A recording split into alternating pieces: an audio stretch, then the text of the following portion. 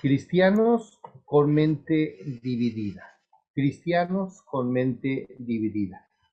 El tema a lo mejor pueda sonar así un poco raro, pero los cristianos creo que hemos entendido mal algunas cosas. Hay un pasaje que hemos leído hace un momentito que dice: mas buscad primeramente el reino de Dios y su justicia, y todas las cosas os serán añadidas. Pero el pensamiento que nosotros estamos manejando creo que es un pensamiento raro. Dice: mas buscad primeramente el reino de Dios. Hay dos reinos, solamente hay un reino. Hermanos, podríamos decir que hay un reino maravilloso que es el reino de Dios, que aparece en la escritura desde Génesis y va hasta Apocalipsis. Y el Señor Jesucristo menciona precisamente esas palabras: mas buscad primeramente el reino de Dios. Lo interesante aquí es que nosotros podamos entender que en el reino de Dios solamente hay un pensamiento y no dos pensamientos. ¿Por qué? Porque algunos cristianos piensan como paganos. Muchos cristianos piensan como paganos. Hay un autor que se llama Nicolás Lamnet y él menciona precisamente esto, que estamos en una época cuando los cristianos no piensan como cristianos, pero sí piensan como paganos. Y no es difícil de entender esto, pero el problema es que los cristianos nos hemos adaptado a este siglo y hemos comenzado a vivir un cristianismo que no es el ordenado por Dios ni el enseñado en las Sagradas Escrituras. Entonces, quiero que podamos ir enfocando poco a poco sobre el tema. Hay una palabrita que la hemos estado manejando y algunos dicen: bueno, ¿y qué es eso? La palabra dualismo viene del latín duo, dos, y significa que es una tendencia filosófica que por oposición al monismo. ¿Qué significa monismo? Significa una sola cosa. Y esto, hermanos, es importante porque estima como el fundamento de que existe no una, sino dos diferentes sustancias. Y fíjense bien lo que viene: lo espiritual y lo material. Este temita es muy importante porque nosotros como cristianos estamos luchando, estamos pensando que la vida se divide entre lo espiritual y entre lo material. Y esto, hermanos, es una herencia que nosotros tenemos de la filosofía griega, que nos ha enseñado a mirar la vida a través de los lentes de lo material y lo espiritual. Desde hace mucho se ha dicho: hermanos, oren por favor por mi vida espiritual.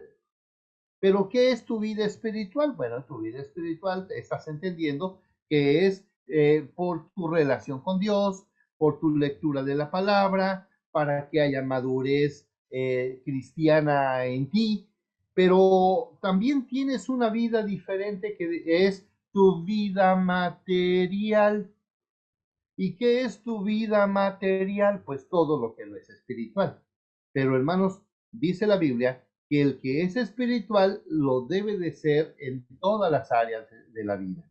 Entonces el creyente no tiene una vida espiritual y una vida material, sino que un creyente debe de tener una vida enfocada solamente en su relación con Dios, y esa relación con Dios va a abarcar todas las áreas de la vida, de tal forma que lo material que nosotros estamos viendo como malo, entonces no tiene el enfoque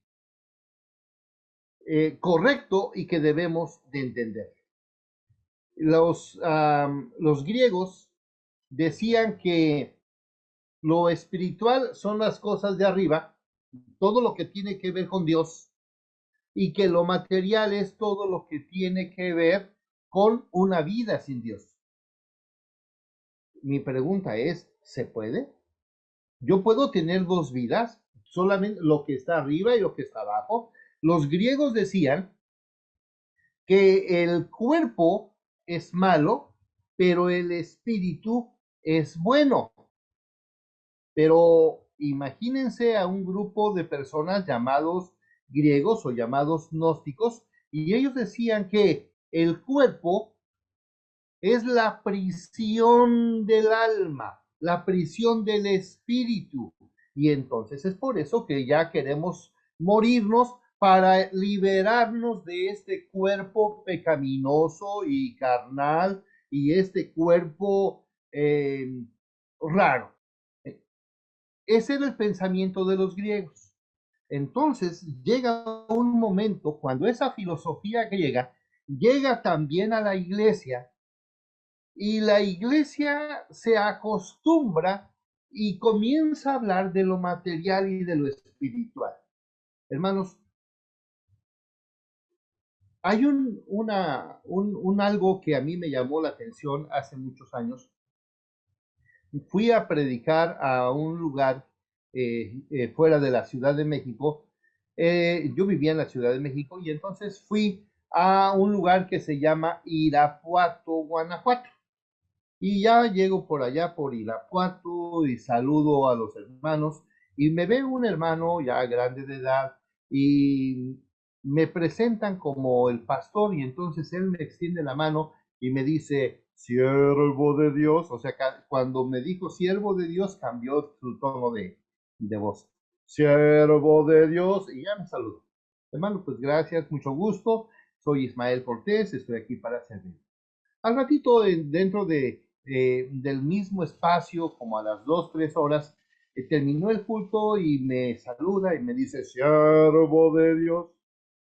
Y en la tarde nos volvimos a ver y, siervo de Dios.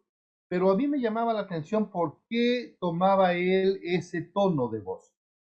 Porque él tenía la idea de que yo como pastor soy un siervo de Dios, pero él y otros hermanos, por no ser pastores, no eran siervos de Dios.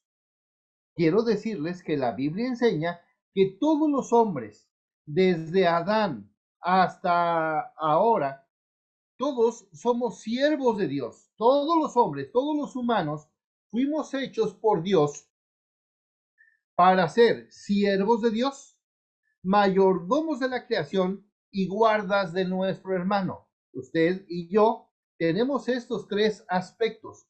Todos nosotros somos siervos de Dios, mayordomos de la creación y custodio, vigilantes, protectores, ayudadores de nuestros hermanos. Estas son tres enseñanzas que, seas cristiano o no seas cristiano, por ser humano, tienes esas tres características.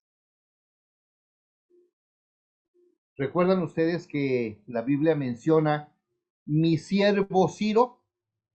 Ciro era el rey de los medo-persas y no era creyente, pero Ciro fue el encargado para dar la liberación de los judíos del cautiverio babilónico, porque estuvieron en Babilonia, estuvieron con los medo-persas durante 70 años. Entonces, el siervo de Dios en ese momento fue Ciro, no creyente. Nabucodonosor, David, Aarón, creyentes o no creyentes, todos somos siervos de Dios. Cuando nace el Señor Jesucristo, o cuando va a nacer el Señor Jesucristo, María dice, hágase con tu sierva como tú quieras. Hágase tu voluntad con tu sierva. Entonces todos los creyentes somos siervos de Dios, pero debido a esta filosofía llamada dualismo, no se piensa que somos todos siervos de Dios, sino solamente los pastores, las misioneras, incluso algunos ancianos de la iglesia, algunos diáconos porque tienen trabajo eclesiástico, pero fuera de ellos, entonces todos los demás nada tienen que ver con el servicio a Dios. Hay un hermano al que yo aprecio mucho en la Ciudad de México, ya es un ancianito, pero lo conocí desde que él, bueno, desde que éramos más jóvenes. Yo era muchacho y él ya era un señor que tenía hijos casi de mi edad. Y el hermano todavía vive, pero él cada vez que me veía decía, hermano Ismael, quiero que ores por mí porque tú estás más cerca de Dios. Bueno, a mí realmente sí me gustaría estar más cerca de Dios, pero eso no es verdad, porque todos estamos igual de cerca de Dios. Todos los creyentes estamos tan cerca de Dios y nadie más ni nadie menos. Yo tengo casi 40 años de creyente.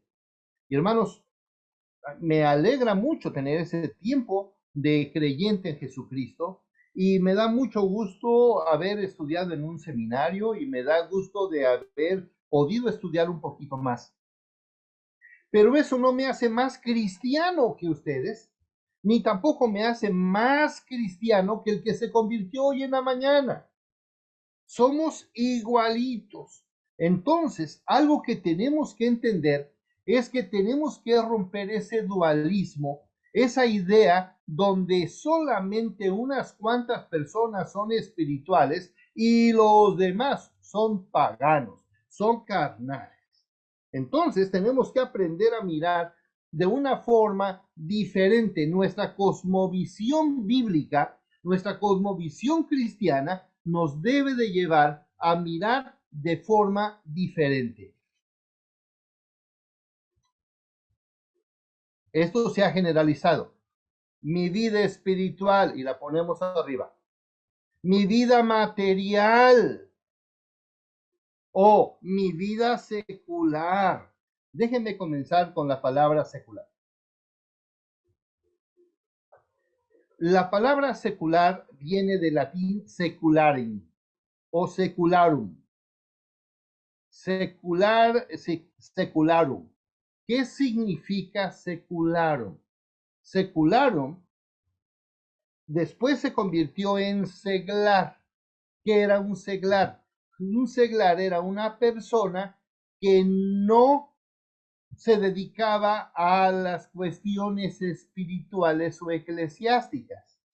Entonces, secular llegó a convertirse en una palabra donde Dios no participa. Escuchen bien, queridos hermanos, porque muchos estudiantes dicen, yo tengo una carrera secular, yo estoy estudiando una carrera secular. Momento. ¿Qué significa entonces tener una carrera secular? Una carrera donde Dios no penetra, una carrera donde Dios no debe participar. Es una carrera totalmente alejada de los principios de la escritura y eso no puede ser. Solamente que esta palabra se ha ido penetrando poco a poco, y la palabra entonces puede significar todo lo que sea, pero sin Dios. Yo creo que no hay cosa en la que Dios no penetre en nuestra vida. Yo creo que Dios entra en todas las partes de la vida. El problema está en que nosotros hemos tratado de sacar a Dios de nuestra vida, de nuestra carrera, o lo hemos tratado de sacar de nuestra mente, pero eso es imposible.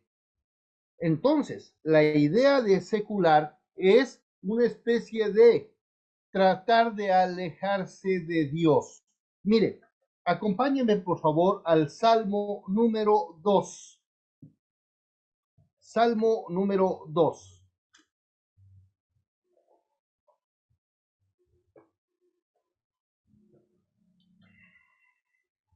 Usted me dirá si alguien se puede apartar de Dios. Salmo número 2 es un salmo mesiánico, un salmo hermoso. ¿Por qué se amotinan las gentes? ¿Y los pueblos piensan cosas vanas? Se levantarán los reyes de la tierra y los príncipes consultarán unidos contra Jehová y contra su Hijo. O sea, hay gente que definitivamente tiene un pleito con Dios y no quiere nada con Dios y no quiere nada con el Señor Jesucristo. Entonces ellos están tratando de hacer una especie de vida secular, una vida donde Dios no entre. Luego, versículo número 3, rompamos sus ligaduras, no queremos nada con Dios. Echemos de nosotros sus cuerdas, no queremos nada con Dios. Dios no puede entrar en este pensamiento. Dios no puede entrar en mi vida. Versículo 4, el que mora en los cielos se reirá. ¿Cómo dice? ¿Ya escucharon, hermanos? El que mora en los cielos se reirá. Claro que sí, Él se ríe desde el cielo de todos aquellos que dicen, rompamos las relaciones con Dios, apartémonos de Dios. Dios no puede entrar en mi vida, no quiero nada con Él. Cuidado porque Él se ríe. Y primero en ese versículo 4 dice, el que mora en los cielos se reirá. Punto y coma. El Señor se burlará de ellos. Dios desde el cielo se está burlando de todos aquellos que piensan que ya se pueden apartar del Señor. Ahora, esta idea de secularizar las cosas es una idea de paganizar. Es decir, mi vida espiritual y mi vida pagana. Hermanos, ¿se puede hacer esto? Yo puedo tener dos personalidades, yo puedo tener dos cabezas, yo puedo tener dos inclinaciones, por supuesto que no. Yo tengo que entender, yo creyente, que mi vida espiritual tiene que ver con todas las áreas de la vida, desde que yo me levante hasta que yo me acueste. No hay cosa dentro de mi cuerpo y de mi vida que no deba de ser y abarcar todo lo espiritual. Porque ya he sido transformado por medio del Espíritu Santo. Entonces, ahora mi vida debe de caminar en todas las áreas. Entonces, no puede haber una vida material y no puede haber una vida secular en nosotros. Sí, yo sí creo que hay gente que vive una vida secular. Y sí creo que hay gente que vive una vida material, pero eso no es de nosotros. Es decir, los no creyentes, vida material, vida secular, y sería lo normal. Pero los creyentes no podemos tener una vida material y no podemos tener una vida secular y al mismo tiempo tener una vida espiritual. No podemos. Es decir, o nos consagramos, queridos hermanos, queridos jóvenes, o nos consagramos. Tu vida, tu ministerio, tu carrera, tu vocación debe de caminar hacia el aspecto espiritual. Y entonces, si es tu vida espiritual, que es lo único que podemos tener como creyentes, entonces ahí ya no va a incluir trampas. No podemos concebir a estudiantes que están copiando en los exámenes. Ya no podemos ver que haya cristianos que estén haciendo fraudes. Ya no podemos pensar en profesionistas que estén pensando que a través de su carrera o de su profesión pueden tener mayor ventaja de otras personas o sacarle ventaja a otras personas. No, mi vida espiritual abarca el ayudar a los demás y bendecir a los demás. Hay esa mente dividida me hace pensar que la Biblia que yo entienda la Biblia de una forma que la Biblia no dice. Mire, quiero comenzar con este pasaje. Colosenses 3:2. Búsquenlo, por favor.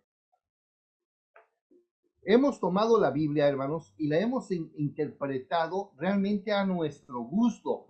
Pero ¿sabe por qué? Porque la enseñanza que hemos tenido de lo material y lo espiritual nos ha llevado a entender mal la Biblia. Colosenses capítulo 2. Capítulo 3, versículo 2. Pero yo voy a leer desde el 1. Fíjense cómo dice. Si pues habéis resucitado con Cristo, se lo voy a traducir. Si pues ya eres creyente. Esa resurrección es de que hemos pasado de muerte a vida.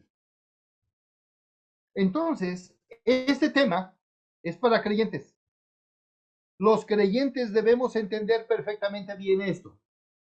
Si pues habéis resucitado con Cristo, si te habéis convertido, si el Señor ya te transformó, busca las cosas de arriba. Me gusta esto de arriba. Pero, ¿qué es eso de arriba? Algunos dicen que el dualismo en la Biblia tiene que ver con que no mirar lo material. Pero, hermanos, vean ustedes, en la parte derecha dice material y en la parte izquierda dice poner las cosas, poner la mira en las cosas de arriba y no en la tierra. ¿Es lo mismo tierra que material? Por supuesto que no. No, porque vamos a seguir leyendo. Leo de nuevo el versículo 1. Si pues habéis resucitado con Cristo, buscad las cosas de arriba, donde está Cristo sentado a la diestra de Dios. Sigue.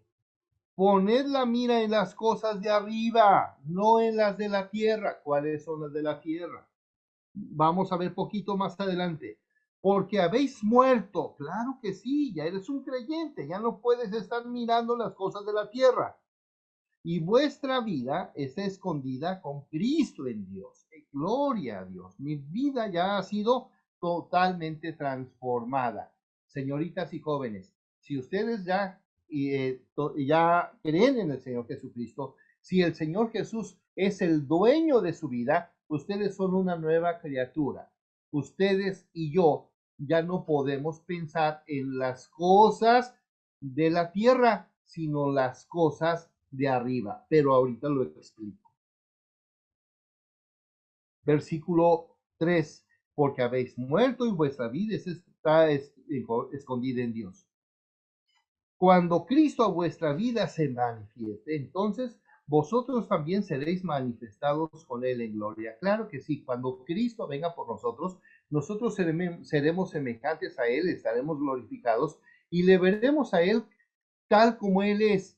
Y hermanos, esto será maravilloso porque podremos ver el rostro del Señor de una forma maravillosa y ustedes y yo estaremos completamente transformados. Pero, 5, aquí va la cosa. Haced morir pues lo terrenal. Hermanos, nosotros entendemos mal el asunto de lo material. Ahorita lo voy a ver. Pero, ¿qué es lo terrenal? Lo terrenal, fornicación, eso sí es terrenal. Tener relaciones íntimas fuera del matrimonio. Tener relaciones de jóvenes fuera del matrimonio. Tener el uso de cuestiones sexuales, eso sí es terrenal. Fornicación, impureza, pasiones desordenadas, malos deseos y avaricia, que es idolatría.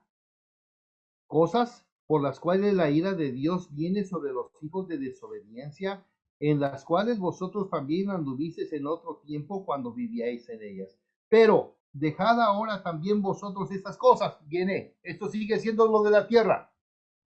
Ira, ¿qué tal nos va con la ira? Enojo, ¿qué tal, hermanos, con el enojo? Malicia, blasfemia, palabras deshonestas de vuestra boca. Dice, no mintáis. ¿Qué tal nos va con la mentira? No mintáis los unos a los otros, habiéndoos despojado del viejo hombre con sus hechos. Aquí hay cosas fuertes. Hay un libro que habla acerca de la santidad, y ese libro se llama Los pecados respetables. ¿Y cuáles pueden ser los pecados respetables, hermanos? Todos aquellos pecados que nosotros, usted y yo, respetamos y que no enfrentamos porque ya les tenemos respeto. ¿Qué pecado no enfrentamos? La mentira, porque hasta la defendemos a veces. No atacamos el pecado de la deshonestidad, no atacamos el pecado de la soberbia, no atacamos el pecado del orgullo, no atacamos el pecado de la soberbia, no atacamos el pecado de la falta de humildad. Es decir, hermanos, eso sí es lo terrenal. Lo terrenal es todo lo pecaminoso. Si nosotros ya somos creyentes, hermanos, nosotros no podemos hacer las cosas pecaminosas. Ahora, déjenme ver un poquito más este asunto de lo material, porque lo que estoy mencionando ahorita, eso no es material, pero a veces decimos que queremos quitar eso porque es pecaminoso. Pero vea usted lo que viene. Lo material, el trabajo, el trabajo, el trabajo público es algo material. El buscar tener más dinero, eso es material, eso es pecaminoso. Las posesiones son malas. Tener una casa o buscar tener otra casa, eso es malo. Tener una cuenta en el banco, eso es pecado, eso es malo. Hermanos, estas cosas les hemos llamado materialismo. Y entonces nosotros tenemos un problema. ¿Qué es lo terrenal y qué es lo material? ¿Son lo mismo? No, por supuesto que es diferente. Ahora, nosotros decimos, hermanos, ya no trabajen tanto, vénganse al culto. Yo creo que debemos de mantener nuestro tiempo para ir al templo, pero el que una persona tenga un trabajo, hermanos, eso no puede ser pecaminoso, ni tampoco malo, ni materialista. El hecho de que una persona esté buscando tener lo mejor para su familia y esté buscando un poco de dinero, hermanos, eso tampoco es malo. El tener posesiones, el tener la cuenta, el buscar éxito, eso es malo. No, pensemos en Job. Job capítulo 1. ¿Cuántos animales tenía don Job? Tan solo de ovejas tenía 7,000. Sí lo quiere checar, ¿verdad?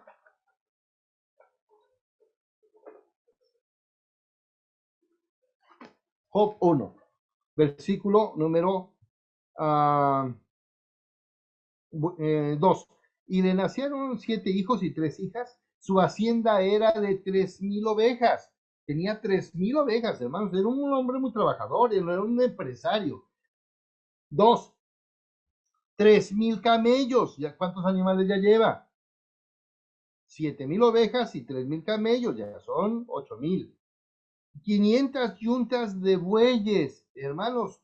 500 bueyes 500 yuntas equivale a 1,000 bueyes. ¿Cuántos animales tiene ahí? Y 500 asnas y muchísimos criados. Y era aquel varón más grande que todos los orientales. Él era un hombre muy acomodado.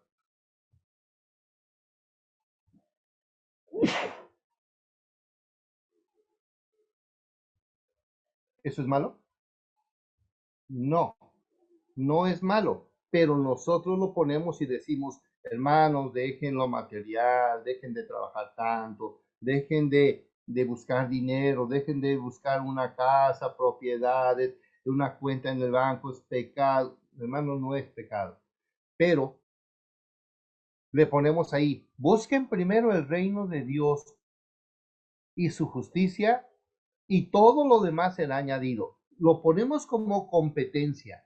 Eso material, hermano, eso que ponemos nosotros como material es algo importante, es algo necesario, es algo que debe ocupar un lugar en nuestra vida, pero no el primer lugar en nuestra vida. El primer lugar en nuestra vida siempre deberá de ser el Señor.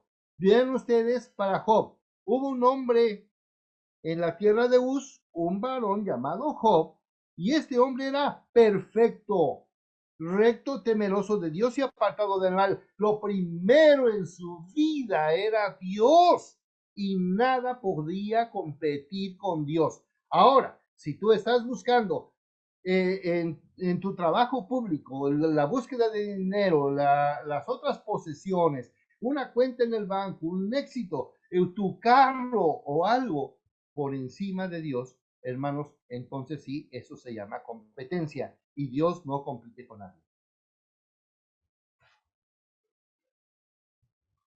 Nosotros hemos dicho que esto es lo material, el trabajo, el dinero, las posesiones, las casas, una cuenta bancaria, el éxito, incluso decimos el sexo es malo. Hermanos, el sexo es malo siempre y cuando esté fuera del matrimonio. El sexo fue diseñado por Dios. Ahora, si nosotros leyéramos el libro de Eclesiastés, hermanos, veríamos ahí donde nos dice que el trabajo es bueno. Dice que debemos de disfrutar nuestro trabajo en esta vida.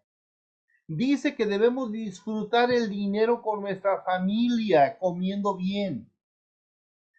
Eh, nos dice que debemos tener todo lo necesario, incluso nos dice que cuidemos de tener una bonita y hermosa familia, pero sobre todo que nosotros tengamos una buena relación con Dios. Ahora, vean ustedes esto, lo material. Aquí está ese señor que tiene de todo. Está pensando en tener su reloj, su camisa, su ropa, su computadora y esto y lo otro y su carro y su casa y todo eso. Hermanos, si esto compite con Dios, se llama materialismo. Pero si eso no compite con Dios, hermanos, tiene que ver con nuestra vida de relación con Dios. Entonces, en mi relación con Dios, yo no puedo ser un hombre desobligado de que no dé yo gasto para la provisión de mi familia. Escuchen bien cómo dice la palabra. Y si alguno no provee para los suyos, es peor, escuchen bien, peor, insisto, peor que un incrédulo.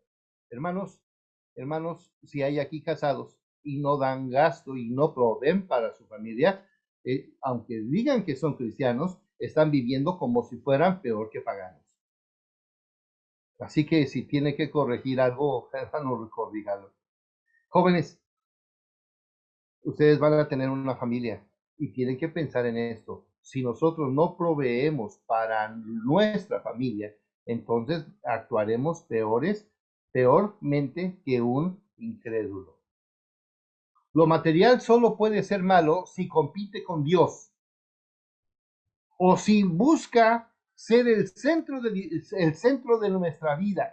Si yo pongo cualquier otra cosa en el centro de mi vida, hermanos, entonces eso sí se llama materialismo. Pero si Dios es el centro, la primera parte de mi vida, las otras partes son importantes. Y ahí está entonces que es lo terrenal. ya lo mencionamos. ¿Qué es lo terrenal? Lo pecaminoso, la fornicación, la impureza, las pasiones desordenadas, los malos deseos, la avaricia, la ira, el enojo, la malicia. ¿Cómo nos va con la ira, hermanos? ¿Qué tan enojones somos? ¿Cómo nos va con la ira? ¿Cómo nos va con el enojo? ¿Qué pasa con nuestros malos pensamientos o el estar maliciando a la gente? Este va a hacer esto, aquel es así, estar pensando mal de los otros. ¿Qué tal nos va con eso? Eso sí se llama pecado y eso sí se llama andar buscando lo terrenal. Hay un ejemplo que a mí me impacta mucho. Quiero invitarles a estudiar este pasaje porque este pasaje, hermanos, lo hemos leído con unos ojos equivocados. Hemos visto este pasaje con unos ojos de una hizo lo bueno, otra hizo lo malo. Y de hecho, este pasaje nos lo predican mucho cuando hay una predicación para señoritas de 15 años y cosas así. Y el pasaje realmente sí es muy interesante.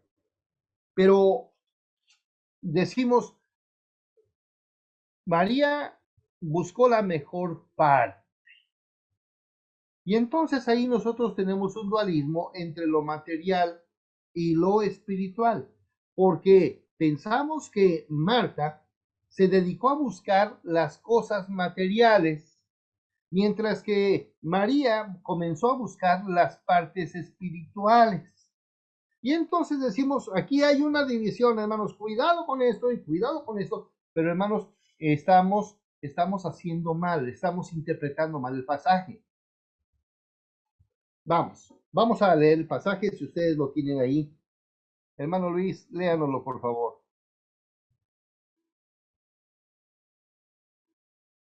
Y es que no alcanzo a verlos a todos, ya estoy viendo otras señoritas aquí. Ok, viene. Sí, hermano, ¿me escuchan? Sí, claro y fuerte. Es 10. Lucas 10, 38 y 39. 38 y 39. Sí.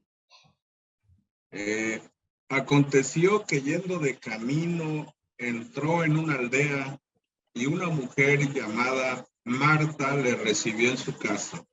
Sí. Esta tenía una hermana que se llamaba María, la cual sentándose a los pies de Jesús oía su palabra. Muy bien, muy bien. Vamos a ir explicando esto. Vamos por partecitas. Lo primero que nosotros debemos de saber es que el Señor Jesús ya va rumbo a Jerusalén y va caminando y tiene que pasar por Betania antes de llegar a Jerusalén. Y al pasar por ahí, dice que entró a la aldea y una mujer llamada Marta le recibió en su casa. Sí, sí dice así. Le recibió en su casa. La palabra recibió en su casa quiere decir que en esa época, cuando una persona pasaba por ahí y alguien le veía, le invitaba a su casa por una ley que existía que se llamaba la ley de la hospitalidad. Por eso la palabra dice le recibió en su casa. ¿Por qué? Porque había una ley que se llamaba la ley de la hospitalidad. Bueno, entonces ella lo recibe en su casa. Vean lo que viene, señoritas. En el versículo 39. Y esta tenía una hermana. Claro que Marta tenía una hermana. No sabemos qué tan grande era una y qué tan chica era la otra, pero sabemos que era la grande y la chica. No sabemos qué tan grande ni qué tan chica. Bueno, pero dice que se llamaba María. la cual sentándose a los pies oía su palabra, oía su palabra, oía su plática. Escuchen bien, oía su plática. Hermano Luis, hermana Sonia, ustedes me invitan a su casa un día. Y entonces le dice, por ejemplo, el hermano Luis le dice a su esposa, mira, en lo que yo platico con el pastor, tú prepárale, por favor, ¿qué vamos a comer?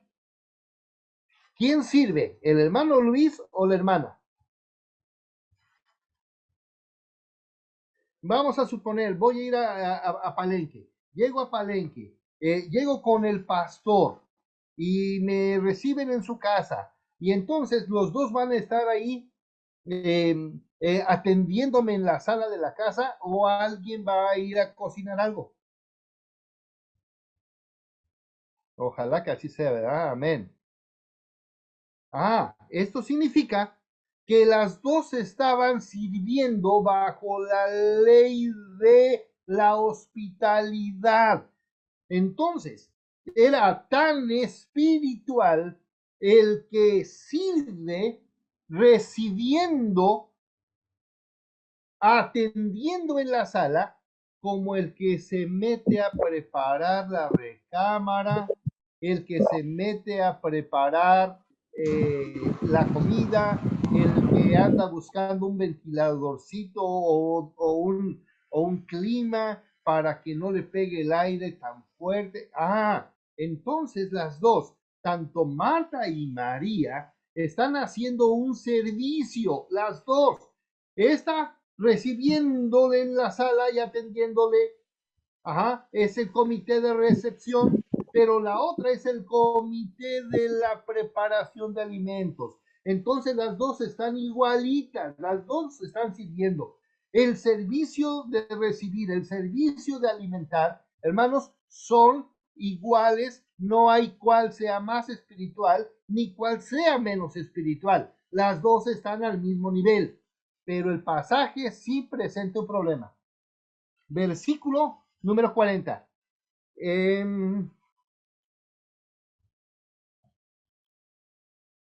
Ángeles, por favor, léenos el versículo 40.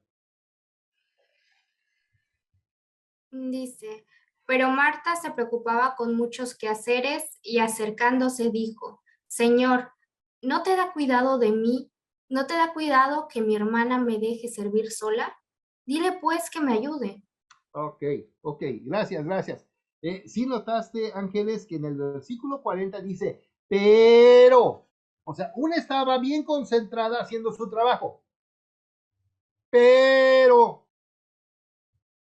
el contraste aquí está claro, pero una está concentrada. Una está, pero con una atención, sentándose a los pies de Jesús, ni respiraba, estaba atendiéndolo. Pero Marta se preocupaba. Marta se preocupaba. ¿Qué significa la palabra preocuparse?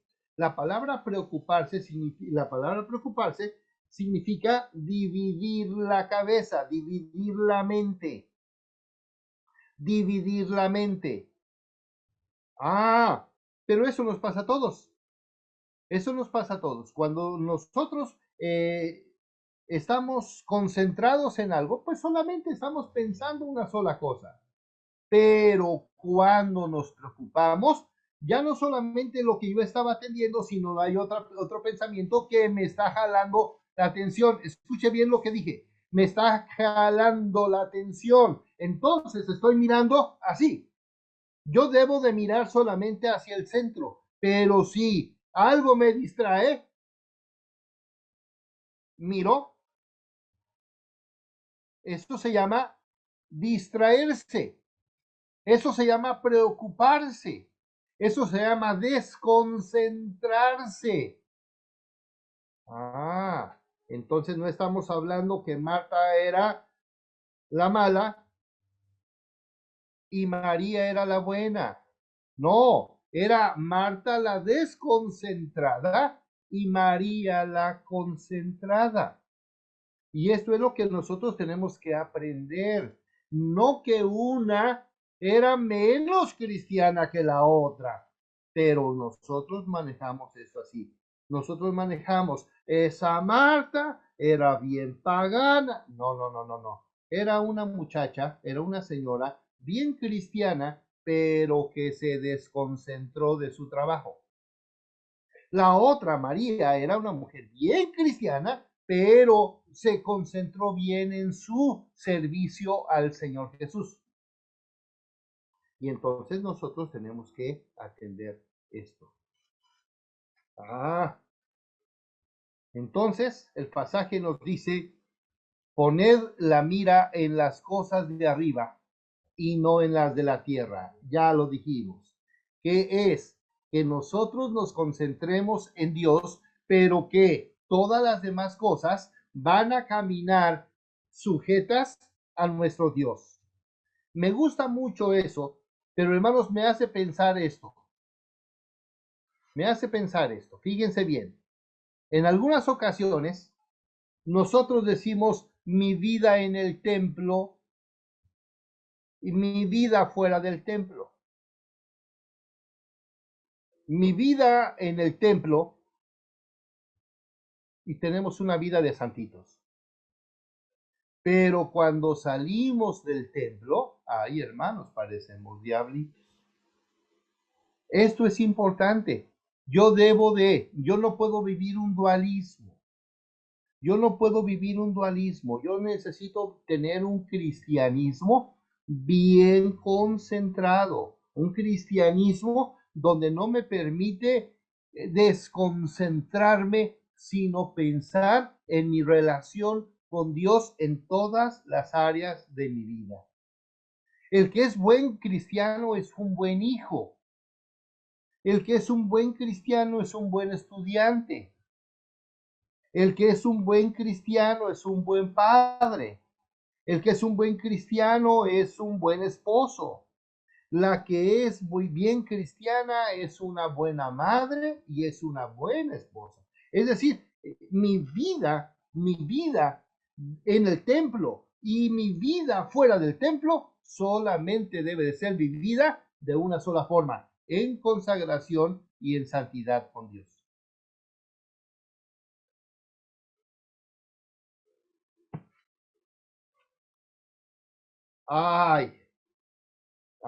Entonces tengo que aprender algunas cosas. Tengo que aprender que todo mi pensamiento lo debo de llevar a la obediencia de Cristo. Vamos a buscar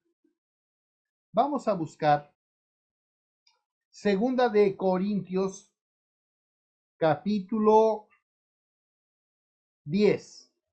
Segunda de Corintios, capítulo 10.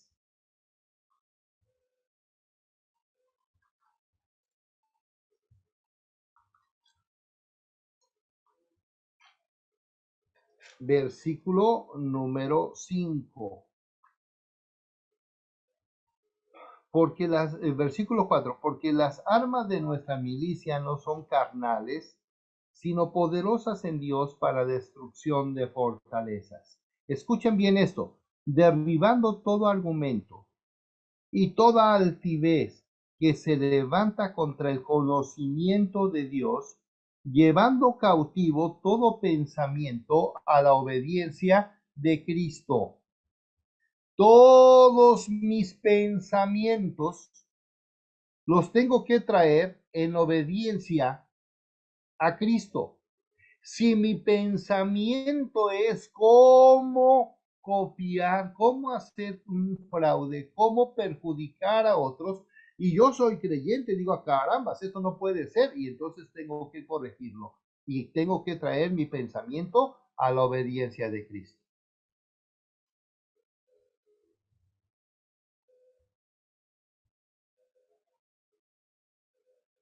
Derribando todo argumento, derribando argumentos y toda altivez, todo lo que se levanta contra el conocimiento de Dios, llevando cautivo todo pensamiento a la obediencia de Cristo, todo a los pies de Cristo. Y vean esto, jóvenes, Aquí en la pantalla tengo algo importante. Cristo conmigo, Cristo ante mí, Cristo tras mí, Cristo en mí, Cristo bajo mí, Cristo sobre mí, Cristo a mi derecha, Cristo a mi izquierda, Cristo cuando me acuesto, Cristo cuando me levanto, Cristo cuando me siento, Cristo en el corazón de todo hombre que piense en mí, Cristo en la boca de todo hombre que hable de mí, Cristo en todo ojo que me ve y Cristo en todo oído que me escucha.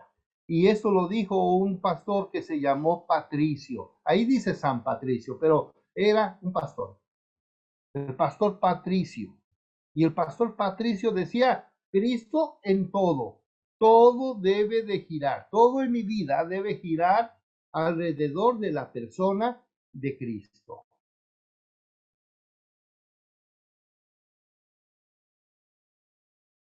Creo que hemos aprendido y recordado muchas cosas importantes y creo que los hermanos ahora pues están corroborando tantas cosas que en un momento se les ha mencionado y hoy con estos estudios creo que vamos a nutrir más lo que hemos aprendido y hoy es algo importante. De repente utilizamos la frase secular, decimos secular y esto es sagrado y esto es secular, ¿no?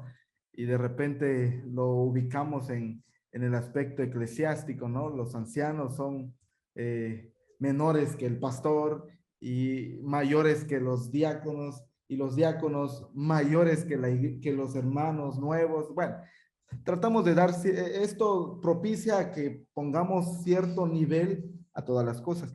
Gracias, pastor. Hemos aprendido muchas cosas interesantes. Hermanos amados, yo creo que aquí está la mayoría.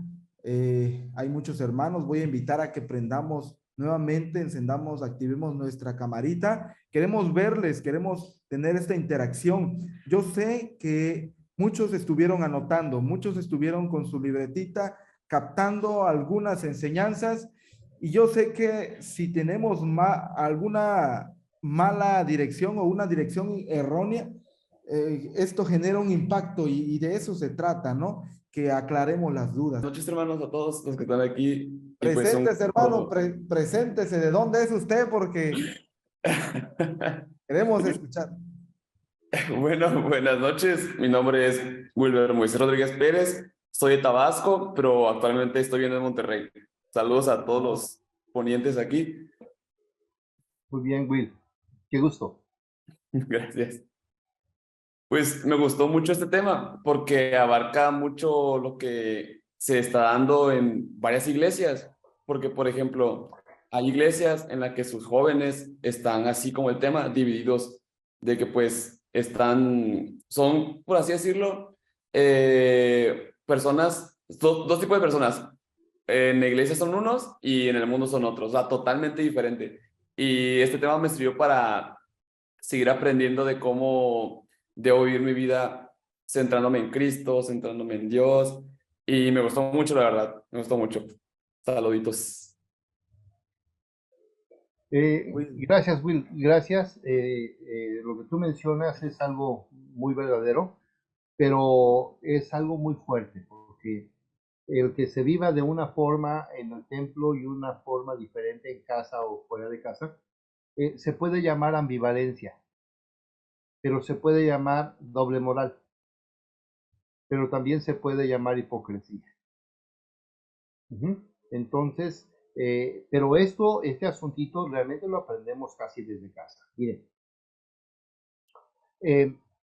hace algunos años yo escuché de algunos padres que le decían a su hijo cuando salía algún programa, en la nochecita, en la tardecita, le decía, hijito, vete para allá porque tú todavía no tienes edad para ver esto. Y entonces los adultos sí tenían edad para ver eso. Los adultos sí tenían edad para ver lo que su hijo no podía ver. Y entonces eso se llama doble moral. Dice el hijo, pues cuando crezca ya lo voy a ver. Y cuando crece, lo trata de ver eso. Pero el padre pudo haber dicho, quita ese tipo de programas y solamente está donde pueden estar sus hijos. Y le está enseñando a su hijo que no hay doble moral, sino que hay solamente una enseñanza. Y todos podemos ver lo mismo. Nadie puede ver cosas que no. Y entonces algunos papás, algunos adultos miran programas que sus hijos, que les prohibieron a sus hijos, que sus hijos no tenían que ver, pero que ahora que sus hijos son grandes, a ver, díganle que no lo vea. ¿Por qué? Porque se enseñó una doble moral. Y la doble moral o la ambivalencia o la hipocresía se enseña a veces desde casa. Y esto lo digo con muchísimo respeto para todos los que estamos aquí o cualquiera que nos puede escuchar en cualquier parte. Tenemos que aprender a tener una sola moral porque tenemos que enseñar a nuestros hijos que no hay lo que yo puedo ver y lo que tú puedes ver. No, yo puedo ver una caricatura y él puede ver la caricatura. Yo puedo ver una película X, pero si es algo que él no deba ver, tampoco lo debo ver yo. Estuvo muy buena, solamente una pregunta sobre la vida de Marta y María. Adelante. Sí, Ajá, y al último versículo, en el versículo 42, donde dice que María solamente escogió una sola cosa y que es tan necesaria. Sí, que es la buena parte, ¿no? Una buena parte y cómo, bueno, cómo sería la interpretación así de ese texto que Sí. No, está muy interesante y la pregunta está muy interesante porque ese versículo lo ligamos, la buena parte lo ligamos a que María se sentaba a escuchar a Jesús. Pero ya dijimos ahorita que no era tanto el escuchar al Señor Jesús, sino atenderle, estar con Él, platicando con Él, porque lo está recibiendo. Ahora, ¿cuál es la buena parte? La buena parte es concentrarte en el servicio que tienes que darle al Señor. ¿Sí?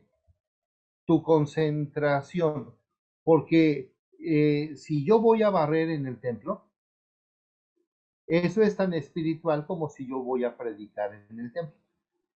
Muy bien, pero si yo a la hora de predicar estoy diciendo, no, pero estos hermanos siempre hacen lo mismo, nunca escuchan, y entonces yo comienzo a criticar, entonces esa parte buena que yo hice perdió el sentido porque yo perdí el enfoque, yo comencé a insultar, a agredir o a ver las malas actitudes de los demás.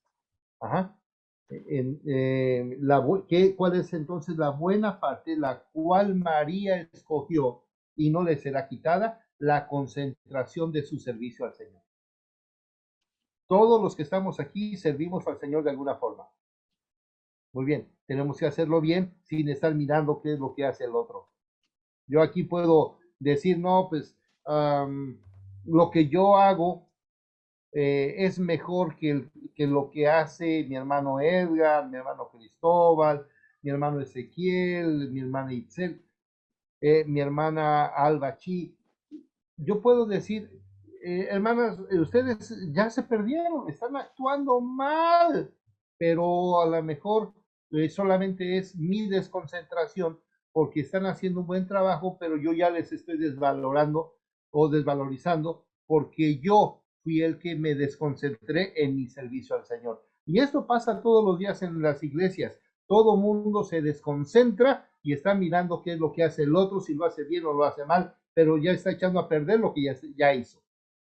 Alguien predicó muy bonito, pero ya está más tarde criticando a los demás, ¿no?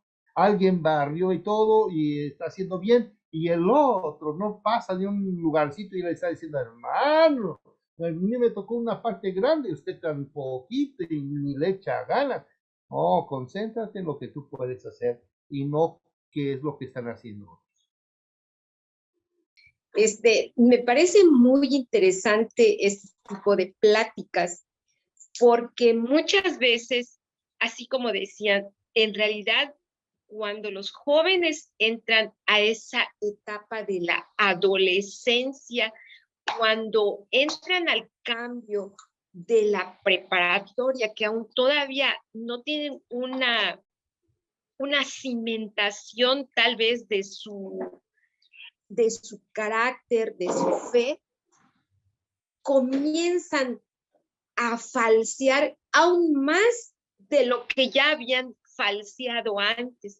Comienzan a arrastrar cosas que cuando llegan a la iglesia a veces los ponen en tela de juicio y aún cuando nosotros como padres queremos decirles o queremos tal vez volver a encaminarlos, como ya están en una edad de que, no mamá, es que esto es así porque así lo veo en la escuela, o es así porque así me lo enseñan los maestros, a veces sí nos da un poco de trabajo, pues como que jalarles la cuernita y volverlos a llevar.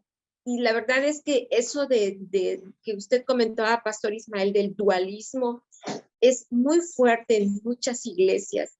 No nada más se ve entre los jóvenes, aún dentro de los mismos ancianos en su trabajo, dentro de las mismas personas que están trabajando para la obra del Señor, hacen esa distinción. Es que mi trabajo es una cosa y la iglesia es otra cosa. Yo no voy a hacer. Y sí, bueno, aquí en alguna ocasión he visto unas situaciones así que dentro del trabajo son, ahora sí, como dicen, luz en la casa y oscuridad en la noche. Y decimos, bueno, pero si son cristianos y si han conocido, son hasta ancianos de iglesia y están participando de las cosas que no debería de ser, porque no es así, porque la Biblia no enseña de esa manera. Entonces, ¿qué está pasando? A veces pienso que no tenemos no estamos bien cimentados todavía en nuestra fe y por eso nos dejamos arrastrar por esas situaciones que pasan. Pero es muy bien, muy bonita su exposición, Pastor. Saludos. Gracias, hermana Alba. Aquí yo mencioné tomé tres cosas de lo que usted mencionó. Y sí es verdad que hay un tremendo bombardeo en nuestros jóvenes.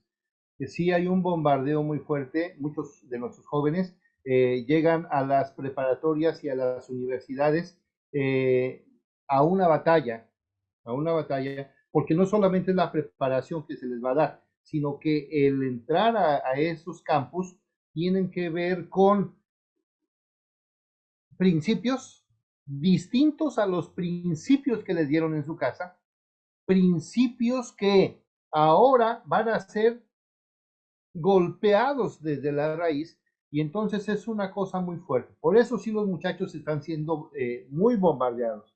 Segundo, uno de los problemas que los padres no hemos podido aprender, algo que los pastores queremos hacer, pero que también a veces no lo logramos porque no lo hemos podido transmitir o no lo hemos podido grabar en los padres, son las convicciones. La palabra convicción es una palabra muy fuerte, que es algo así como grabar a golpe de martillo algo en el corazón de los muchachos. Lo voy a tratar de explicar. En Hebreos 11, versículo 1, es un pasaje que ustedes y yo conocemos, pero desde hace mucho. Es pues la fe, la certeza de lo que se espera, y escuchen bien, la convicción. La palabra convicción quiere decir que es algo grabado, es algo que se graba en el corazón. Los padres, los que estamos aquí como padres, debemos entender que nuestros hijos no pueden salir de nuestra casa hasta que no salgan con convicciones propias. Si mi hijo se va a la preparatoria y se va a la universidad sin convicción, me van a barrer y trapear con él. Me lo van a zarandear. ¿Por qué? Porque nuestras casas en un sentido son una burbuja, son una esfera. Y cuando salen al mundo, hermanos, les dan una paliza tremenda. Pero ¿de quién fue la culpa? De nosotros que no les enseñamos convicciones. No les enseñamos que tenían que irse pronto y que ellos iban a tener que aprender a defenderse solos y a defender su fe solos. Entonces, mi hijo no puede salir a una preparatoria, a una universidad, si no se va con principios y convicciones.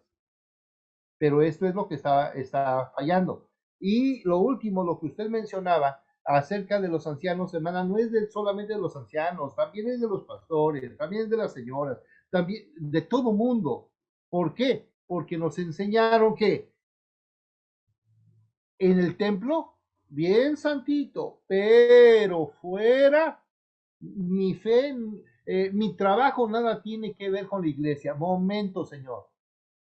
Todo lo que yo hago tiene que ver con Dios y todo lo que yo hago tiene que ver con mi templo. Aunque yo esté fuera del templo, yo debo de hacer las cosas con la misma convicción de una sola fe. Por eso mencionaba una mente dividida, porque no solamente es el dualismo, es el paganismo que tenemos todos nosotros. Entonces lo que se pretende con ese estudio que acabamos de tener es que enfrentemos ya el paganismo y lo enfrentemos bien. Hay un pasaje que me encanta que está en Romanos 12, 1 y 2, donde dice que no os conforméis a este siglo. Ya no nos conformemos, ya no nos adaptemos, ya no nos amoldemos a este siglo, sino vamos a darle duro. Nosotros estamos para romper la cultura, no para acoplarnos a la cultura. Nosotros estamos para romper. Y qué bueno que aquí hay hermanos de todas las edades y hermanos de distintos niveles escolares. Pero creo que eso es lo que necesitamos para romper una sociedad sin Cristo con los principios de Cristo. Gracias, hermana Alba.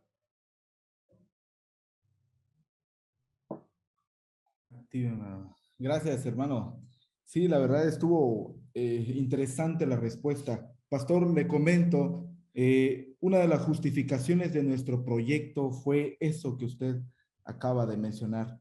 Tenemos la tendencia en la iglesia, prácticamente las universidades no están cercas, no quedan cerca los jóvenes. Muchos de los jóvenes tienen que salir a otra ciudad de 2, 3 horas, algunos de 7 horas, otros de 8 horas, otros se van hasta el norte y tienen que salir, y eso es lo que ha removido un poco pues al liderazgo en este momento. Pensar en nuestros jóvenes, pensar cuántos jóvenes teníamos hace 5 años, 10 años del área de intermedios que todavía estaban aquí dentro de la ciudad, y una vez que salieron, muchos regresaron, unos regresaron bien, otros regresaron mal, otros ya no regresaron y pues ya los perdimos.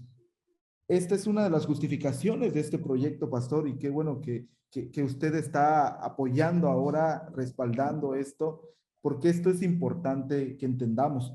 Y nos queda claro, aquí hay ancianos, la necesidad que tenemos de que nuestros jóvenes se vayan con convicciones bíblicas bien firmes y asentados.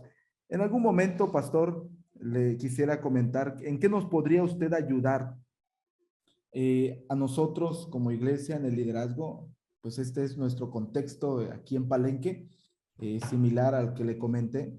¿En qué podría ayudarnos a las organizaciones de la iglesia? ¿En dónde está el fallo?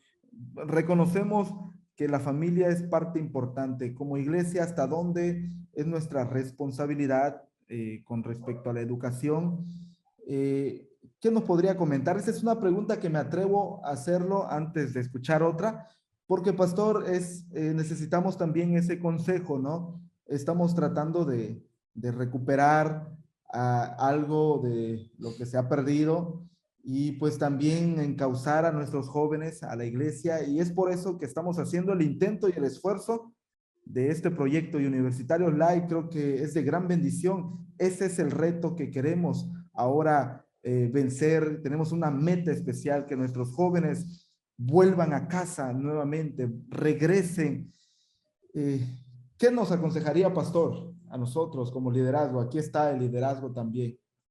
Sí, bueno, primero felicitarlos porque es un reto muy grande y es muy ambicioso.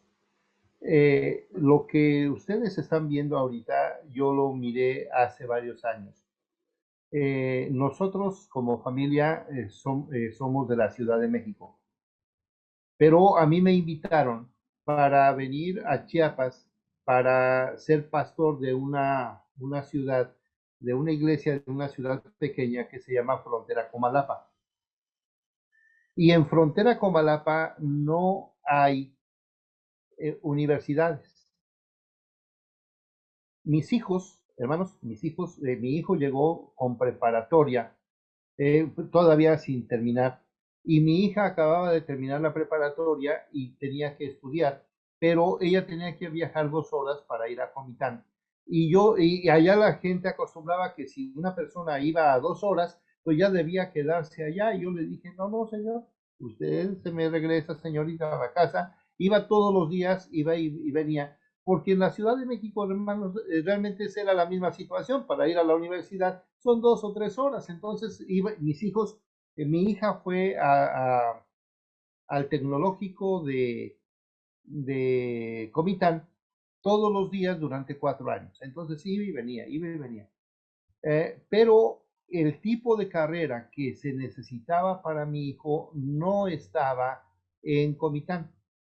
Número 1, o estaba en la Ciudad de México o estaba en la ciudad de Tuxtla, lo cual significaba que iba a salir. Pero no era solamente el caso de mis 2 hijos, era el caso de casi todos los jóvenes de la iglesia.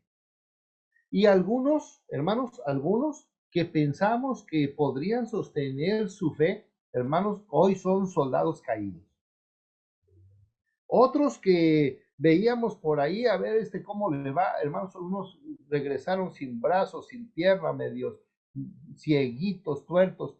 No estoy diciendo que tuertos de verdad, pero tuertos en el sentido de la batalla tan fuerte que tuvieron que enfrentar. Y muchos no salieron ilesos, salieron muy comprometidos, muy mal. Y esa era la situación, no era otra, era lo mismo que ustedes están viendo. Unos se iban a Michoacán, otros se iban a Tabasco, otros se iban a Tapachula, otros salían. Y hermanos, el hecho de salir de los hijos de nuestra casa no es malo, porque tienen que ir a prepararse. El problema estaba en que no llevaban las herramientas para enfrentarse a un mundo donde los padres no están para decirle qué está pasando.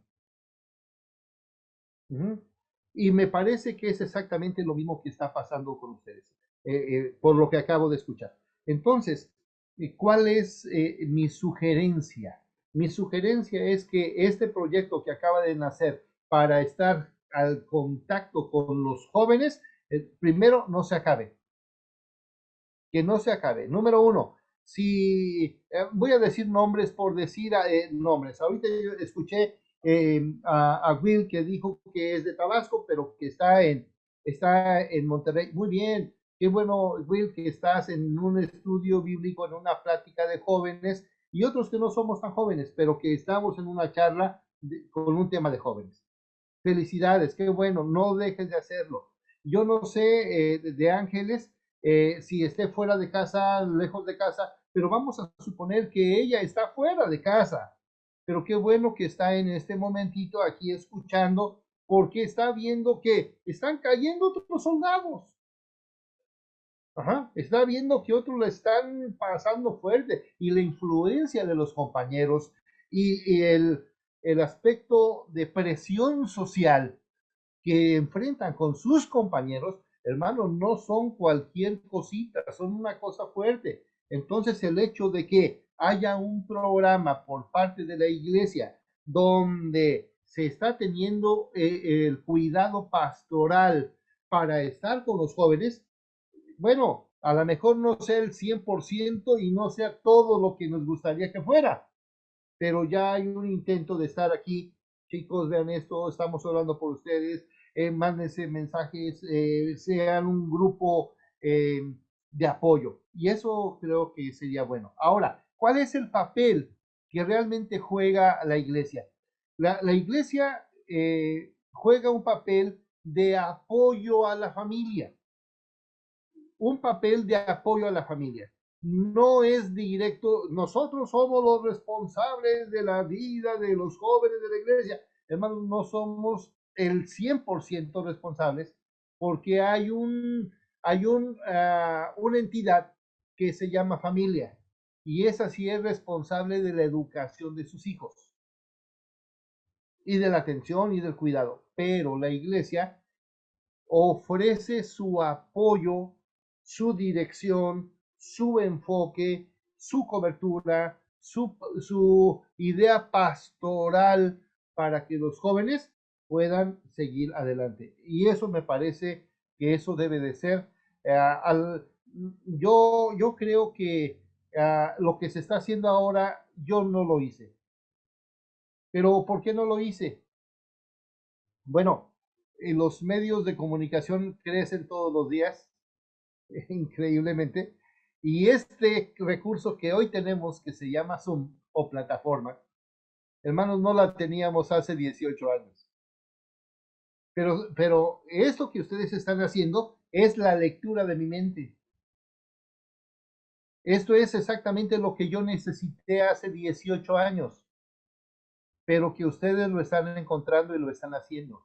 Entonces, tanto los que son padres, hermanos, no dejen de reunirse en una reunión así con los jóvenes, y jóvenes, no busquen el momentito de, hoy no pude, tuve mucha tarea. No, no, no. Acuérdate que esto puede ser como la parte de tu devocional, la parte como de tu recreo, como la parte de la frescura que tú puedes recibir. Ajá. Porque se necesitan a los grandes y se necesitan a los chicos. Que los chicos puedan sentir el apoyo de los padres y de los hermanos de la iglesia, y que los hermanos de la iglesia puedan sentir que los muchachos también los necesitan, porque están librando una batalla muy grande. Así que espero, pastor, haberte contestado. Yo creo que ese es el punto, no hay que dejarlo, y si hay otras plataformas que ya debe de haber, también hay que buscarlas.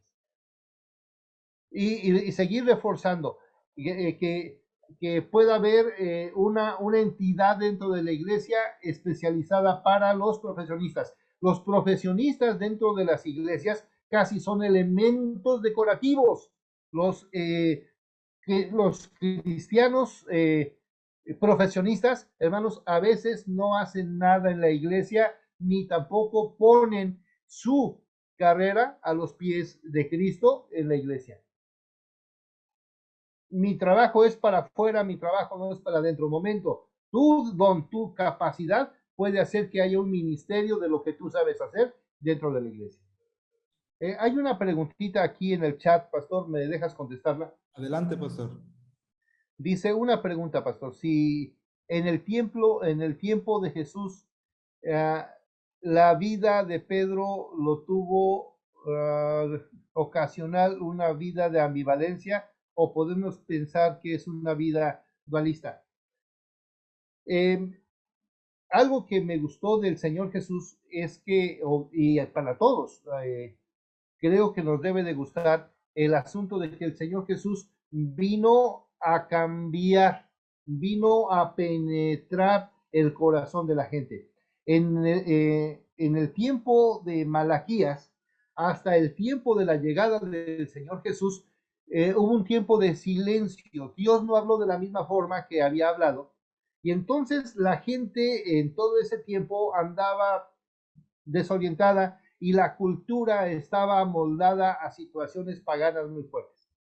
Entonces llega el Señor Jesús con el Evangelio y con el Evangelio se transforma todo. La iglesia tiene un poder maravilloso porque el poder del Evangelio es transformador. Entonces, cuando llega el Señor Jesús, la iglesia comienza a, bueno, ya muere el Señor Jesús y comienza Pedro, comienzan los demás apóstoles y conviene el Evangelio porque ellos han entendido que el centro de todo es Dios. Cuando Pedro, allá por el año 64, tiene que enseñar a la iglesia, les dice, hermanos, estamos en una época difícil de persecución, donde hay mucho paganismo, pero nosotros tenemos que vivir centrados de tal forma que aún la gente que es nuestra enemiga pueda sentir que nosotros somos influencia para ellos. Entonces, la pregunta que se está haciendo es que si en el tiempo de Pedro tuvo ocasión la ambivalencia. No, hermanos, no. La iglesia en ese momento está caminando dentro de una persecución y donde todos han entendido la convicción cristiana. Por supuesto que no falta ahí por ahí alguna persona como Ananías y Zafira que salen con sus cosas media raras, pero la iglesia, hermanos, en ese tiempo se concentró para llevar al evangelio y morir por Cristo. Yo dudo mucho que en este momentito, si nos viniera una persecución por Cristo, nosotros permaneceríamos intactos. Yo tengo mis preocupaciones. Ajá. Pero ellos en su tiempo morían por Cristo. Ellos en su tiempo no les importaba porque estaban viviendo las convicciones. Y Pedro les está diciendo, hermanos, disfruten, gocen las persecuciones, las tribulaciones, las aflicciones con sumo gozo. Y bueno, hermanos, si yo les digo ahorita que disfrutemos lo que estamos pasando, a lo mejor me dicen, oiga, pastor, ¿qué le pasa, no? Pero en el tiempo de Pedro había una concepción donde todos tenían que vivir el cristianismo fuertemente. No faltaba, nunca ha faltado alguien por ahí que se ha desperdigado, pero el grueso de la iglesia eran creyentes de marca, eran creyentes de impacto.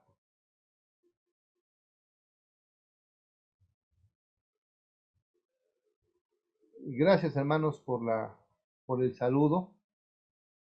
Gracias por el saludo. Y bueno, también para mí ha sido de bendición. Me dicen aquí en el chat que ha sido de bendición. Para mí también está siendo de bendición, incluso esta parte de la charla, esta interacción, la verdad, refresca mucho. Pastor. Gracias, pastor.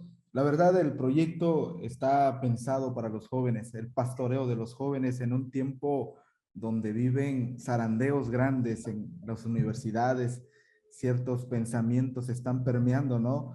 En algún momento sus concepciones que llevan de casa o de la iglesia. Y pues de eso se trata, hermanos. Esto motivo a todos los hermanos que están acá, que hagamos, que expandamos un poco este proyecto, porque no es para nosotros, tratamos de hacerlo para el bien de las familias. Tristemente, hay padres que pues ya perdieron las esperanzas con sus hijos y me han preguntado, pastor, ¿por qué esto no empezó hace 3 años? Como decía usted, pastor, hace 18 años. De hecho, me lo preguntaron ya en algunos momentos. ¿Por qué no empezó hace 3 años, hace 5 años, cuando mi hijo se fue o estaba por irse y yo lo hubiera presionado o a la fuerza hubiera estado? Pues el tiempo del Señor es así, hermanos. Pero creemos que no estamos perdidos para empezar este proyecto, porque hay nuevas generaciones y queremos dejar un buen legado, ¿no? Para estas nuevas generaciones que salen. Por ahí el hermano Luis Moreno tiene alguna participación. Ángeles, Ángeles, Ángeles. primeramente. Te escuchamos, Ángeles. Buenas noches.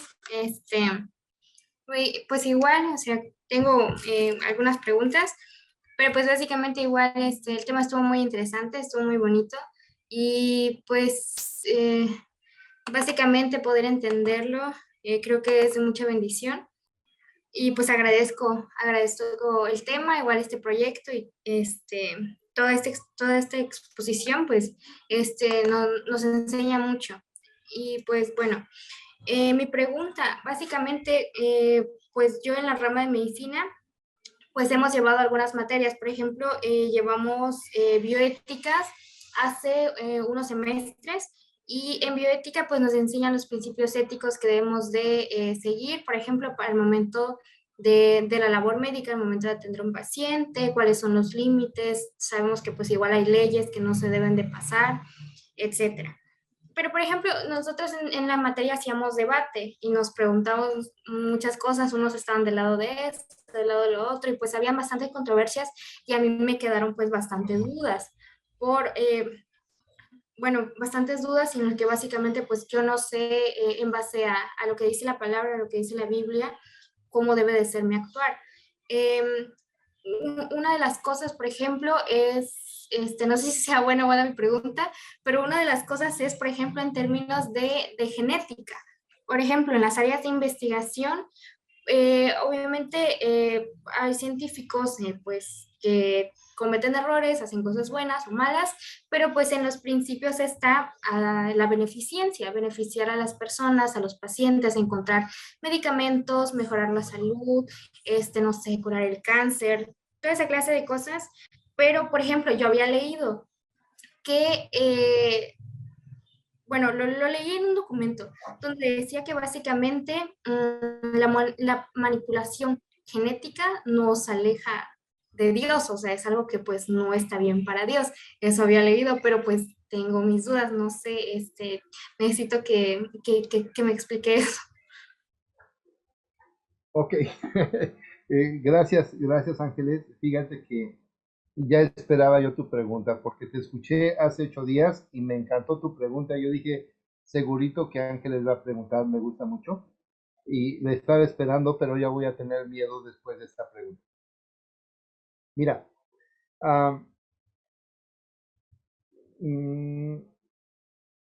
Dios ha dado la ciencia.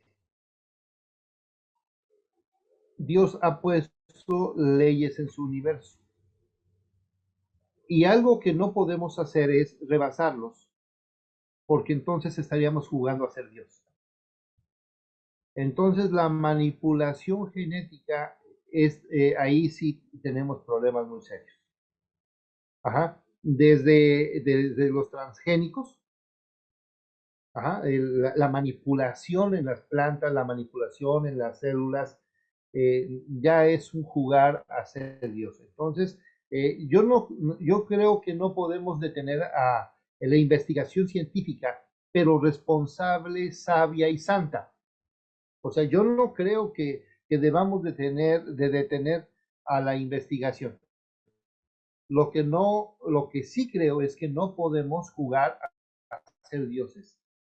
Yo no puedo jugar a ser Dios con la clonación para un borrego, porque después de ese borrego viene el asunto de una clonación sobre las personas.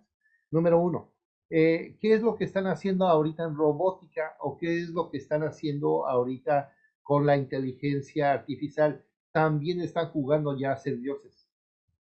Entonces, yo no creo que debamos de parar el crecimiento y el avance científico, pero sí creo que debemos de tener mucho cuidado de rebasar los límites establecidos por Dios. Hay un problema que se llama pragmatismo.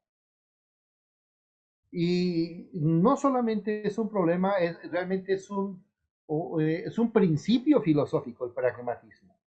La palabra pragmatismo no es solamente la palabra acción, porque podríamos decir, no, pues eso significa pragmático, es algo que lleva a la acción. No. La palabra pragmático significa voy a hacer cosas malas, que puedo hacer cosas malas, pero que van a ser cosas buenas para otros, beneficios para otros. Entonces no importa que yo mate 20,000 personas, pero estoy ganando 20 millones de personas. Entonces lo que la gente ahora está haciendo es ser pragmática. No importa cuántos atropelle, pero que levante, que avance la ciencia, incluso que pueda traer ciertos beneficios a la humanidad, pero no importando a cuántos pueda atropellar. Eso se llama pragmatismo. ¿Qué es lo que está pasando en genética? No importa qué principio rompa, qué principios atropelle, pero trae un beneficio a la humanidad. Sí, pero entre comillas. Por eso el asunto del pragmatismo es un asunto que debemos de cuidar. Y no solamente pasa en medicina, pasa en todas las áreas de la vida. Sí. Espero haberte contestado, Ángeles. Sí, muchas gracias. Sin duda es algo muy delicado y la verdad sí da miedo. Sí da miedo en algunas cosas. Igual, la verdad, igual tengo otra duda. Igual no sé si sea una buena pregunta o mala, pero por ejemplo, pues hablamos de las cosas pues que son seculares, del secularismo y todo lo que pues nos aleje de Dios. Por ejemplo, yo tengo una duda, por ejemplo, yo como joven, pues ahorita, bueno, siempre. Por ejemplo, las mujeres tendemos a pues arreglarnos, al maquillaje, al peinado y todo eso. Y por ejemplo, en la carrera de estilismo, pues se hace eso, ¿no? Maquillajes, peinados y todo eso. A mí una vez, pues me regañaron porque pues decían que pues eso no es de Dios.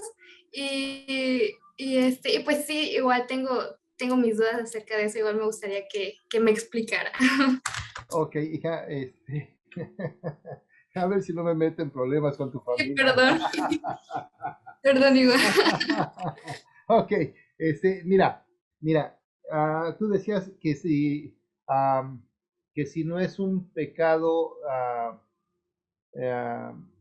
arreglarse tanto, no, más bien es un pecado no arreglarse. Fíjate, con esa palabrita yo puedo terminar mi comentario. ¿Por qué? ¿Por qué? Porque el que tú te arregles, la cuestión estética, la esfera estética es importante. La forma en la que tú te vistes, la forma en la que tú te peinas, en la forma en la que tú te maquillas, en la forma en la que tú combinas tu ropa, todo eso es bueno, todo eso es muy bueno. Ahora, si vas a vivir para eso, o si estás rompiendo las leyes de la estética, eso ya es otra cosa. Ajá. Pero que tú te arregles, hija, esto es magnífico. Tú debes de tener, los cristianos debemos de tener una muy buena presentación. Los varones debemos estar peinaditos, arregladitos, bien puestos siempre. Ajá. Ahora, hay un pasaje en la Biblia donde dice no con peinados ostentosos. Bueno, si imagínate que si vas a ponerte hasta la bola del molcajete en la cabeza, ¿no? Esto ya es extremo. Si tú vas a exagerar con los peinados y con ramas por aquí, porque hay gente muy extremista en el asunto del arreglo. Pero si es un asunto estético, hija, haznos un bien, arréglate. Y esperamos también los demás hacerte un bien, arreglándonos. Pero esto es importante. Algunas iglesias dicen que las mujeres no deben arreglarse tanto. No, no, no, no, no, no, no. Que no arete, que no tantito color, que no tantito rubor, eso no importa. O sea, y además cada quien tiene su estilo. A lo mejor llegamos con algunas de las hermanas o de las señoritas que no podrían soportar alguna cosa en su cara de esa forma, ¿no? O sea, sí, con maquillajes y cosas, pero que en su forma natural pues estaría excelente, ¿no? La cosa es que estemos estéticamente arreglados. Yo no tengo ningún problema, nada más que debe ser bajo las normas de la estética. Y escucha bien como dije, las normas, las leyes, todo en la vida tiene leyes. Y si nosotros estamos hablando de estética, hay leyes. Ahorita todo el mundo se está tatuando y aprovecho para decir a los muchachos de aquí, muchachos, no tienen que tatuarse, nuestro templo, nuestro cuerpo es el templo del Espíritu Santo. Ajá. Nosotros no tenemos que tatuarnos. El asunto estético es muy importante, pero no tengo que poner aquí un nombre, un dibujo, y en ninguna parte del cuerpo, en ninguna. No, en el tobillo que se ve bonito. No, no eres cuaderno de dibujo, no eres mural, eres el templo del Espíritu Santo, entonces debes arreglarte y estéticamente no romper ningún principio. Así es, hermano, pastor, gracias por el apoyo. Empiezo contigo, Ana. Y bueno, buenas noches, hermano. Buenas noches, Ana. Antes de nada, era algo que giraba en torno, como usted habló hoy, que toda nuestra vida debe girar en torno a Cristo. Sí. Como estudiante de preparatoria, cuando inicié la prepa sentí un cambio, ¿no? En el drástico en secundaria y a prepa en el caso de las tareas. Prácticamente en lo personal y como estudiante, y yo sé que no solamente yo, sino la mayoría de estudiantes, ocupa su tiempo en hacer tareas de la escuela. Y pues como tal, no solamente hay una materia, hay varias materias y varias cuestiones que hacer en tareas, y ocurría algo en lo personal que era que me ocupaba mucho tiempo en ellas. Y la mayoría de veces ocurría en mí un estrés, hasta a veces llegaba el tiempo de pues no dormir por lo mismo. Pero había algo que me di cuenta durante ese transcurso de estrés que estaba afectando a mi vida, que era que estaba yo alejándome de Dios. No sé si decirlo así, porque era como que de pues madrugarme haciendo tareas, me quedaba dormida, ya no oraba, y al día siguiente igual, y ya ni tiempo de leer mi Biblia, y ya ni tiempo de escuchar predicaciones, porque ocupaba mis tareas y luego había, ¿no? el ámbito social que, pues, tiempos ahí que la verdad uno suele decir la excusa, no me da tiempo de leer mi Biblia, etcétera, etcétera. Y algo que yo sentía en esos casos que me estaba alejando de Dios era por lo mismo, del tema que se habló hoy, ¿no? De que estoy dejando mi vida espiritual, pero como usted lo platicó hoy, que todo lo que hagamos debe ser para la gloria de Dios. Y hubo algo que usted dijo que dio una paz a mi vida, que fue que si la persona, por ejemplo, estaba riendo, es lo mismo que, pero lo estaba riendo para la gloria de Dios, para el servicio de Dios y para el de las demás personas, es como si igualmente estuviera predicando. Entonces, me puse a pensar en algo que si estoy haciendo mis actividades diarias, mis tareas, es lo mismo porque lo debo hacer para la gloria de Dios. Algo que Dios puso en mi vida es estudiar, darme la oportunidad de estudiar, y si Él me dio esa oportunidad, la voy a aprovechar, pero para su gloria. Y ya fue allí donde hubo una convicción, ¿no? El hecho de que el estudio no te aleja de Dios, sino es todo lo contrario, te va a acercar más a confiar, a tener esa confianza en que Él está ayudándote durante esas tareas. Y algo presente que tengo yo ahora es que se acerca un examen en lo personal este junio, que es en las prepas hacen exámenes en donde eligen a un estudiante de cada salón y que tienen que representar a nivel regional.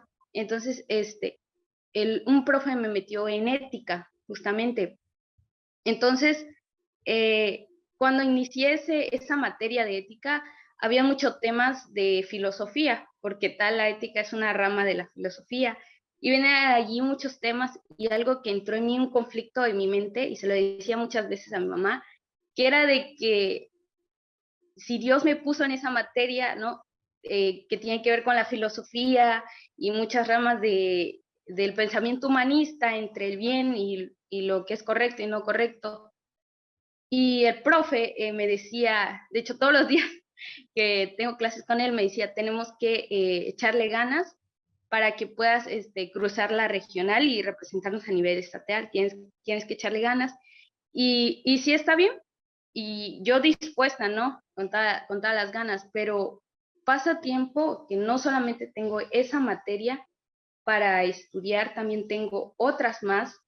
Entonces, como que se me acumula ese tiempo y hay veces donde entra en conflicto a mí, en donde si estoy ocupando mucho tiempo en estudiar en la materia de ética y no estoy leyendo mi Biblia, cuando en realidad yo debería estudiar más la Biblia, existe ese conflicto, ¿no? De esto, me estoy metiendo más en caso de la filosofía, en ética, pero la Biblia la estoy dejando a un lado, ¿no? Por el tiempo, suele pasarme que he intentado hacer devocionales en la mañana, en la noche ya es como de 1 hora y media o 40 minutos, pero estudio como 2 o 3 horas el libro de ética, por así decirlo. Entonces, entra ese conflicto, ¿no? De que debería estar estudiando más la Biblia, porque como tal en la vida de un joven se presentan muchas pruebas y que en mi caso personal yo debo batallar y una herramienta para enfrentar esas batallas es la palabra de Dios. Entonces, sí, me gustaría que me ayudaran, no sé, en ese aspecto de esa preocupación, esa carga de estar ocupando más tiempo en el estudio de otra materia que en la palabra de Dios. Ana, primero quiero felicitarte por tu sinceridad, porque algunos no lo dirían. Pero es importante reconocer que a veces nos cuesta trabajo algo. Lo primero que te puedo decir es que tu estudio, el estudio que tú tienes, sí debe ser para la gloria de Dios, porque Él te puso en ese camino. Entonces tú en este momento debes ser una estudiante excelente porque eres cristiano. Ok. El punto aquí es que tú debes de entender que la alimentación que tú necesitas debe ser una alimentación balanceada. Si solamente vas a comer carne, entonces al ratito vas a tener problemas porque es solo carne. Pero si tú necesitas balancearlo con verduras, con otras cosas, con semillas, etcétera, te va a ayudar. En este caso, tú puedes leer la palabra, pero dime que la palabra no tiene principios éticos. Si yo te digo ahorita, por lo demás, hermanos, todo lo justo, todo lo puro, todo lo amable, si hay virtud en esto, si hay alguna virtud en esto, pensar, y entonces estamos estudiando ética, ¿no? Estamos estudiando la palabra, pero estamos estudiando también ética. Y solamente por mencionar algo, pero las bienaventuranzas tienen que ver con principios éticos, los salmos tienen que ver con principios éticos. Entonces no hay ningún problema. El asunto es que tú debes de entender, primero, que tu estudio no debe pelear con el Señor. Y segundo, que sí necesitas tener un balance de tu alimentación en el Señor. ¿Por qué? Porque si no, no vas a permanecer bien, sino que vas a sucumbir en el camino. Y puedes morir de anemia, bien estudiada, pero muerta en la fe. Y lo que hay que cuidar es el asunto de la fe. Y solamente lo único que necesitas es administración. Solamente necesitas administrar tu tiempo. Tus horas de estudio, ¿cuántas son? Y entonces tú divides tus tiempos para tus tareas. Ojalá que todos nuestros estudiantes fueran tan empeñosos como yo te estoy escuchando ahora. Pero normalmente no lo veo, y menos en preparatoria. Así que primero te felicito y segundo, también métele el asunto de tus principios de fe, porque si no, no vas a permanecer. Gracias por la pregunta. Muchas gracias a usted. Gracias, Anita, gracias. Pues ella es una jovencita que también tiene el deseo de prepararse no solamente en el área académica ya en las instituciones, sino me ha comentado que tiene la inclinación por estudiar parte de la teología y creo que Oh, es una qué buena bueno, felicidades. noticia, una jovencita que desde temprana edad ha sentido un llamado especial. Así que pues te animamos, Anita. Pasamos con la siguiente pregunta. Edgar, enciende tu cámara y puedes formular tu pregunta. El pastor te responderá. Buenas noches. Buenas noches, Edgar. ¿Cómo estás? Regresando al tema de la dualidad que te estaba presentando, no, esto no surge a razón de que el templo o la iglesia es la materialidad de lo espiritual, porque como se separa mucho, siento que al momento de tener algo espiritual materializado es por eso que surge mucho la confusión de que la vida es dividida en dos en esa parte. Y ciertamente por la percepción que se le da en cuestión de que si es por decir que ir a la iglesia, congregarse es bueno, y la autopercepción del bueno que se tiene. Y yo siento que es muy importante igual tener los temas de el bien y el mal a razón de eso para no cometer ese tipo de errores. Sí, otra vez regresando al asunto de la ética, ¿no? Sí, tienes mucha razón. Am, el asunto del templo. Ah, algunos no van al templo porque tienen mucha tarea. Ujú. Pero realmente eso es verdad. O sea, papá, hoy no voy a ir al templo porque hay mucha tarea. ¿Y no puedes hacer la tarea un poquito antes o un poquito después cuando regreses?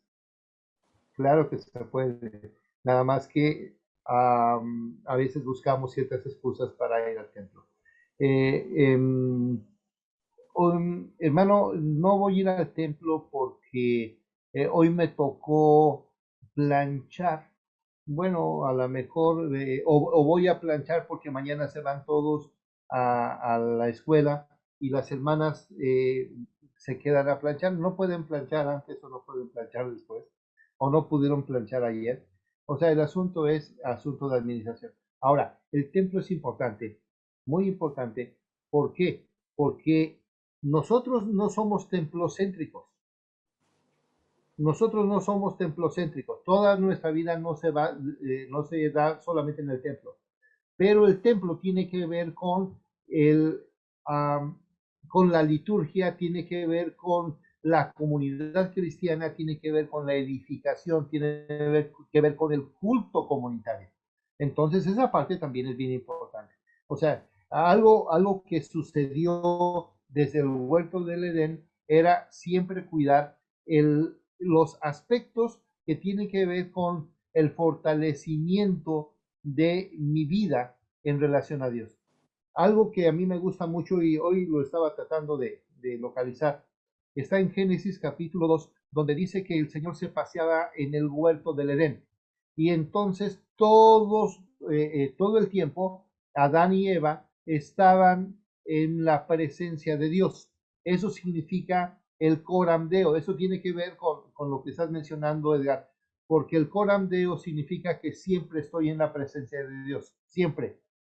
Pero el asunto del templo, el asunto de la lectura, el asunto de mi relación con Dios es algo que se tiene que cuidar para caminar hacia la madurez cristiana.